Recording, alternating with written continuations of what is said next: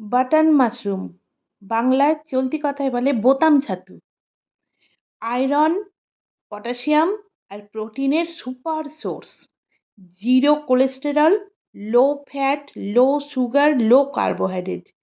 তাছাড়া প্রচুর dietary fibre যুক্ত। সে যত পুষ্টিগুণই থাকুক, যতক্ষণ না ডিশটা মুখরোচক হবে ততক্ষণ তো আমাদের ঠিকঠাক ভালো লাগবে না।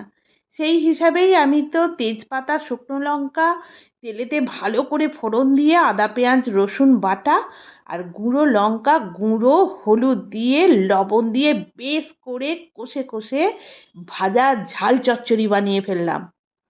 ওহ, দেখতে তো দারুণ সুন্দর হয়েছে, খুব সুন্দর গন্ধও উঠছে।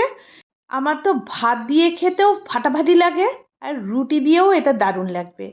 কি করি বলুন তো, ভাতের সঙ্গে সবটা শেষ করে ফেলবো নাকি রুটির জন্যেও একটু রেখে দেবো?